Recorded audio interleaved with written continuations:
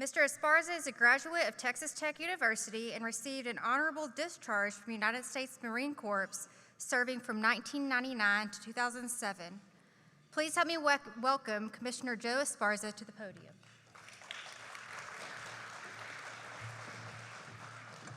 Thank you. Good afternoon, everybody.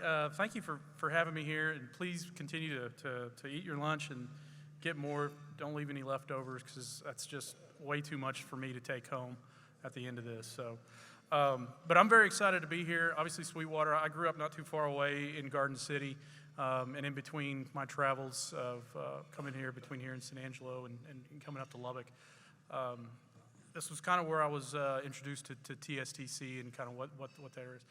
And I'm a huge fan of TSTC, and I'd like to thank them for hosting this event here. And I don't think I've ever been to the TSTC that had a basketball gym, so that's kind of nice to see too. But I haven't been to all of the campuses. Big fan of their program, big fan of what they're doing for our economy and keeping our workforce inclined. But I've got a great opportunity here to introduce our guest speaker, our keynote speaker, and I'll get to that.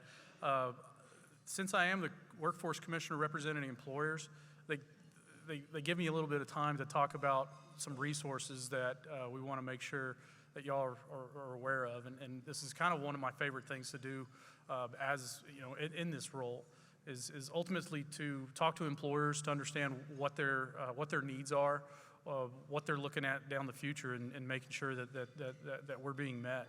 I have a great opportunity to voice what's going on here in the field, here on the ground, in the markets, not only to our partners, but y'all heard from Mary Ross earlier today. Our partners all across the state of Texas, where the workforce commissions are divided up into the local workforce boards, and they're really the folks that are doing pretty much all the work when it comes to making sure that our economies continue to run when it comes to the workforce. So also like to thank Representative Lambert. Thank you all for being here, as always. And in a former life, I was at the Secretary of State's office, and so I want to make sure you guys know that you've got 2 more early days of voting to go vote, and please make sure that you don't miss that opportunity. It's definitely one of our rights that we exercise. But now a little bit about my office. As the office of what I just call the Office of Employers at the Workforce Commission, most of the benefits that we provide really revolve, from what I see, is our great resource is the education that we can give you for when it comes to unemployment insurance. So in our office, we have a staff of about 4 attorneys, and their job is to first give you a resource, guidance on unemployment insurance. They answer phones, they answer questions, they're always giving feedback. If you guys see Tyler, hey Tyler, can you wave your hand? So Tyler's one of our outreach coordinators. He's got a pamphlet that gives all of this information. It gives our website, it gives information about some conferences that we have and some grant opportunities that we hope you guys really want to take advantage of. So along with that and all the other resources, this is kind of my thought on how we can give you your money back when it comes to it, right? This is like the next best thing of getting a tax refund is we want to help you avoid a future tax burden by not necessarily making a mistake. And when it comes to your labor, as small businesses, you don't always have somebody that's fully dedicated to human resource. In a lot of the human resource activities, most of it is just covered in something as simple as an employee guidebook or employee handbook that has all your policies made. Let us help you with that guidebook. I think that's kind of the easiest thing to maintain, a good relationship with your employees, and make sure that you're treating them fair. And fair employees mean excellent workers, and helps with the retention as well. So with that, we have a number of things. One is what we call is the Texas Conference for Employers. We have about, just much like this event here, we have about 16 to 18 of these events all across the state, small, medium, and large metropolitan areas where we ask you to register and join us for a full day of listening to our attorneys And they've made it so that I can understand this, so I'm confident that it's not something that's gonna, you'll stay engaged and you'll stay interesting, because more often than not, you've gone through this scenario with an employee, or onboarding or offboarding an employee, or any kind of human resource action that you have to take. You've pretty much already seen it.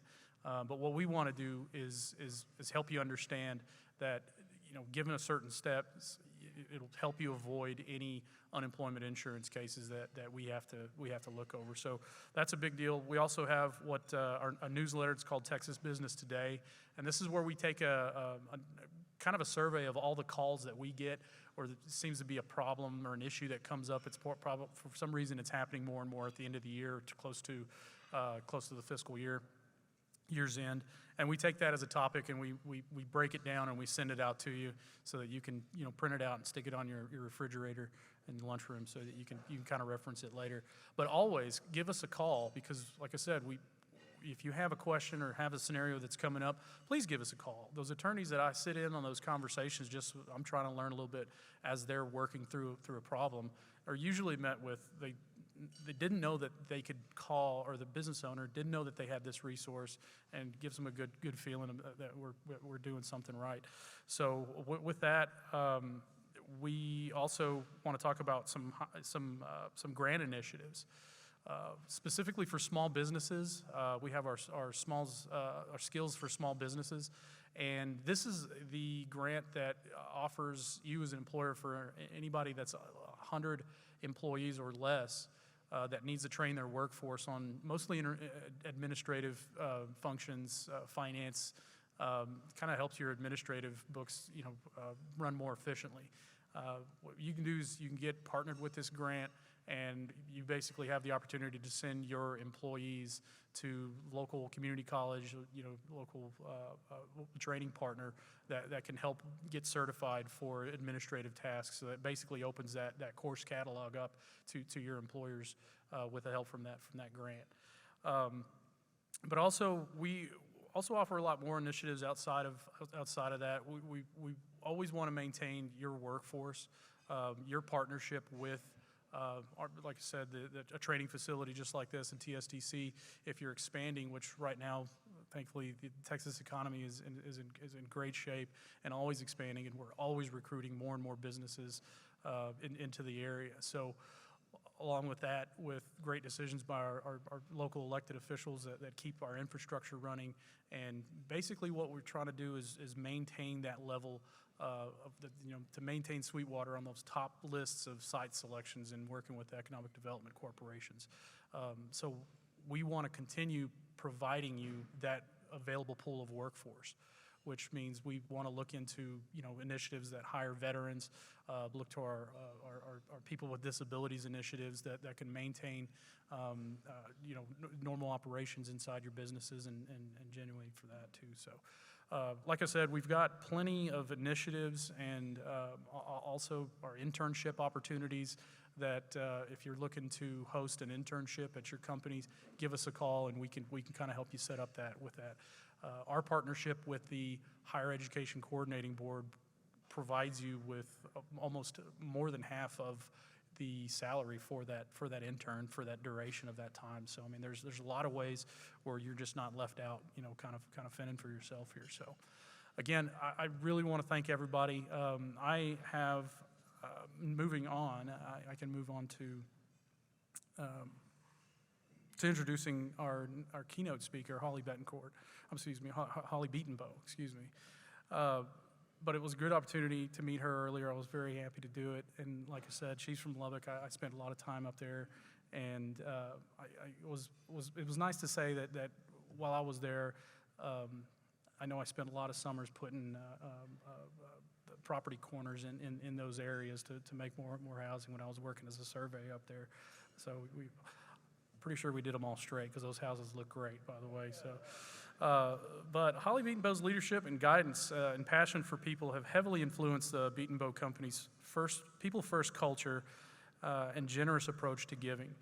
Having served as ministry director for Betenbough Homes for 18 years, she still provides spiritual covering and training for Betenbough companies while serving on the board of directors. Holly and her late husband Rick founded Kingdom at Work in 2016, and together they have inspired and mentored countless of other kingdom-minded leaders and entrepreneurs by sharing their story.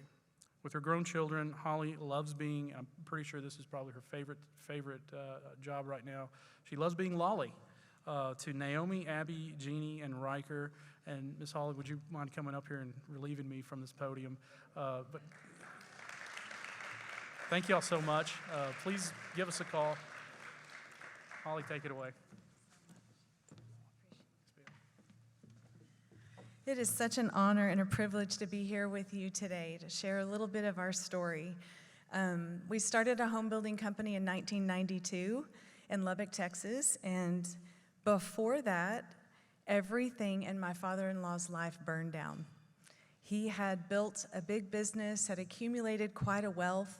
He was highly leveraged, and during the time of the savings and loan crash of the 1980s, some of you were around and remember that, he lost everything, including his wife of 23 years, left him during that time.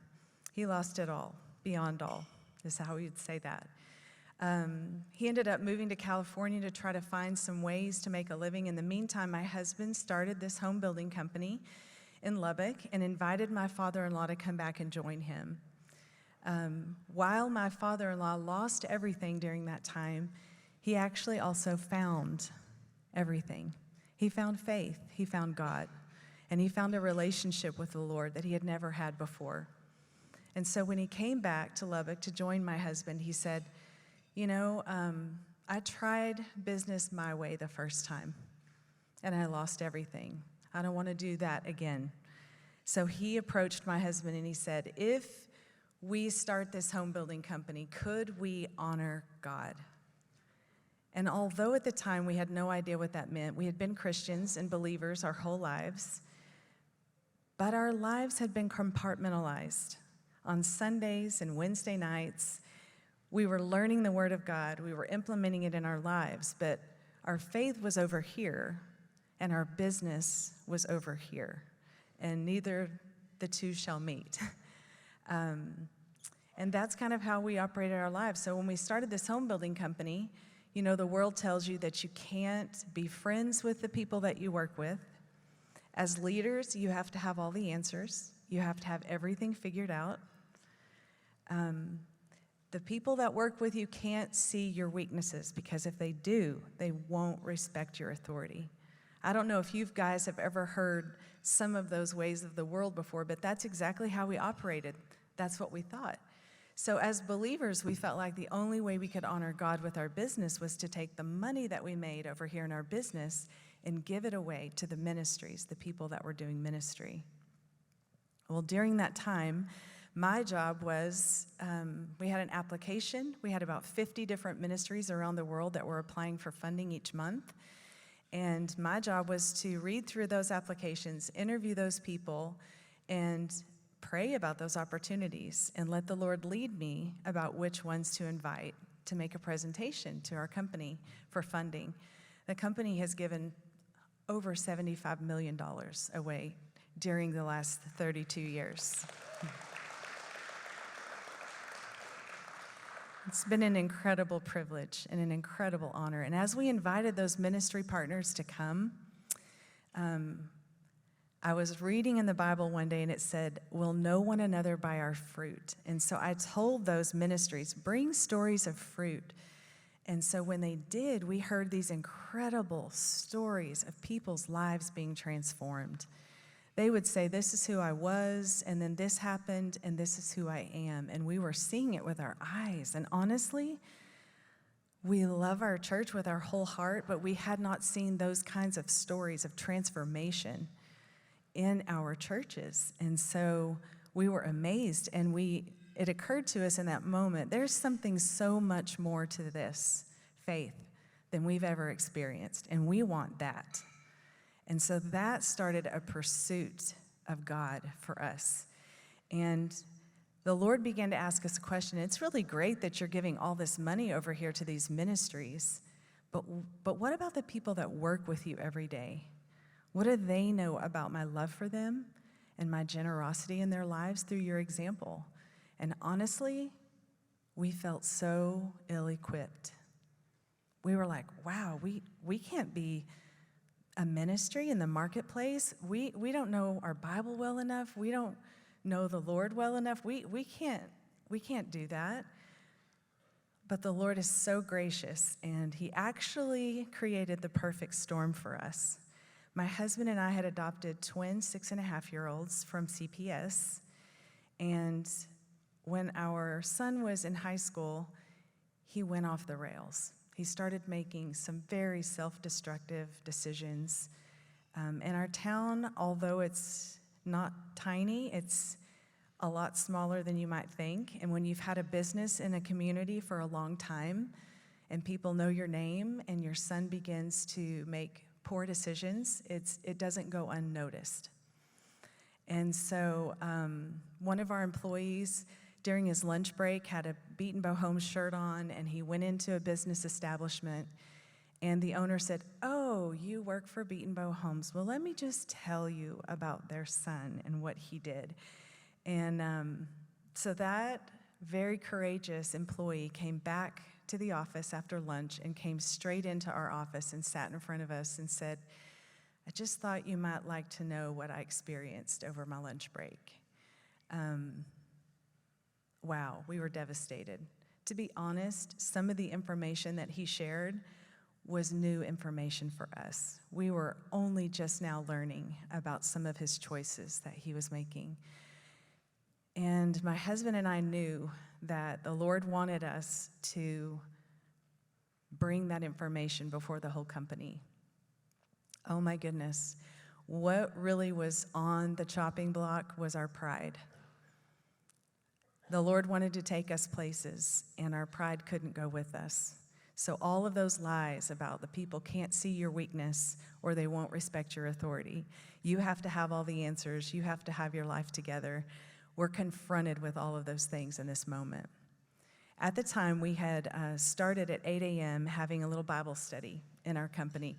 No one's required to come, but you're paid during that time, and you're all invited and welcome to come.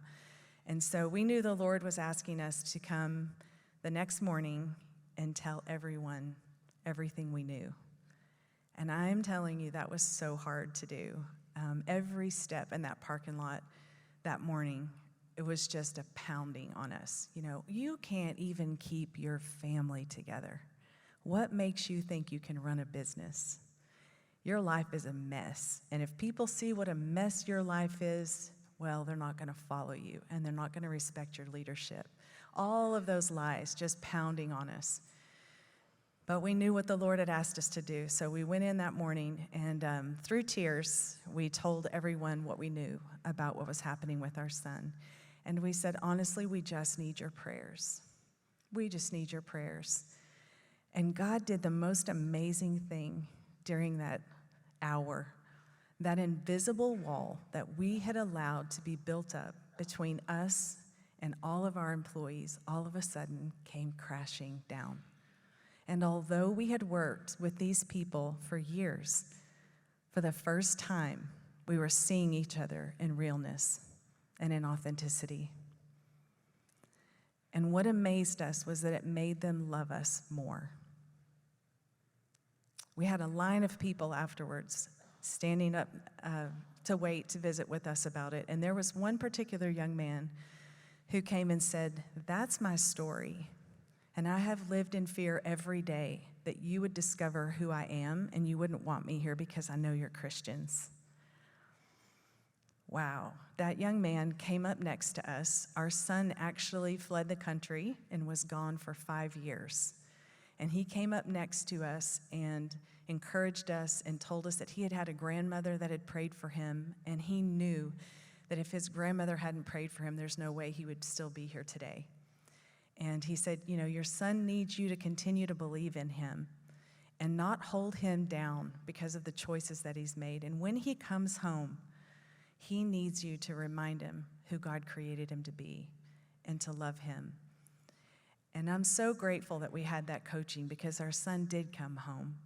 And all of that wisdom helped us so much. And that young man is actually today the president of Betenbough Homes.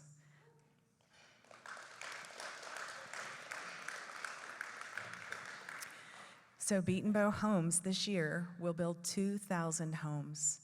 And we have over 450 employees. And now there are 6 different businesses because during the COVID crisis, we had all kinds of challenges with supply chain issues.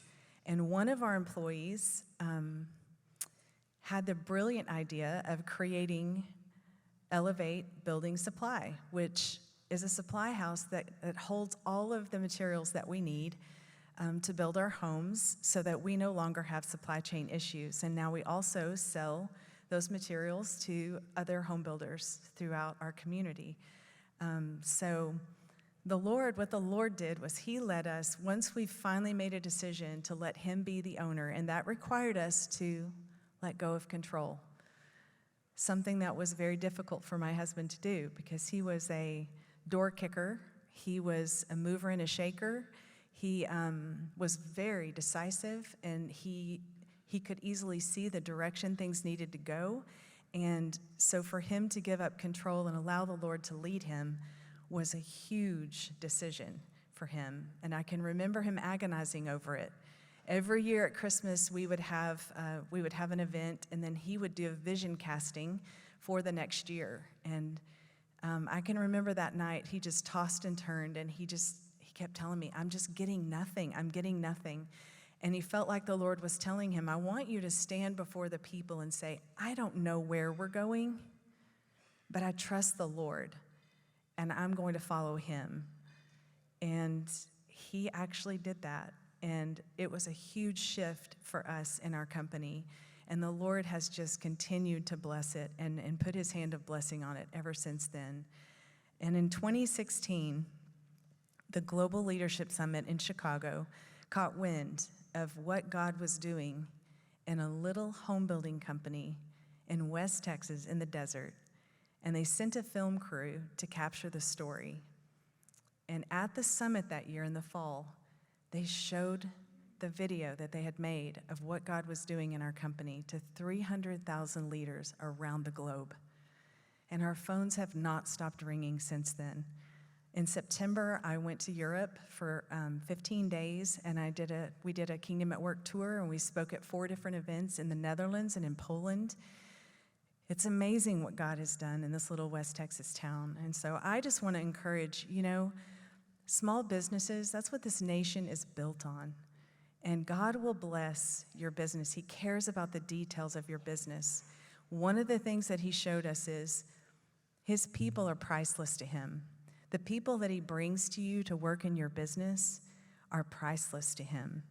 And one of the things he taught us was if we can not view the people that God brings to us as a resource to leverage for an outcome, if we instead can see them as his children and as his treasures, then he will lead us in helping grow them and develop them into all that God had created them to be. And let me tell you, the fullness and the richness of life, when you approach your business that way, when you really care about the people that work for you, and when you have their best interest at heart above your own, when you can live your life like that, it is the difference in living life in black and white and living life in full color. And if you guys are just now starting businesses, I just want to encourage you, your people are the best resource you have. God has brought the most incredible people to work in our company. And because of that, we have a title company now. We have Elevate Building Supply. We have an event center, the Willows Event Center. We have a restaurant, 92 Bakery and Cafe. And it's because God brought these innovative, creative people to work with us that see opportunities and want to bridge a gap for an opportunity that's there. And it's just been amazing to watch them grow and thrive and flourish. And I'm just honored to say that this year in 2024, Betenbough Companies was voted the #1 place to work throughout our city. I can tell you that's not because of anything we've done. That's because of what the Lord has done in showing us what a treasure and what a resource the people are that work with us. So I just want to encourage you guys. Our story started after failure. We started below in the red. My father-in-law, because of his love for the Lord and his commitment to his faith, never declared bankruptcy, but he owed hundreds of thousands of dollars. And, you know, those first few years, he paid all of that debt back. And I just want to encourage you, if you're struggling financially, or if, you know, you're not sure how all this is going to work, my personal recommendation to you would be just commit it to the Lord and spend time with the Lord. He is our King. He is the ruler over our world, and He knows all things, and He cares about your business, and He cares about you. And if you'll commit it to Him and let Him lead you, He will take you places you never, ever dreamed you would go. And I am a personal witness to that. So I just pray a blessing over each of you and over your businesses, over the communities that you serve. And thank you so much for letting me share our story today with you.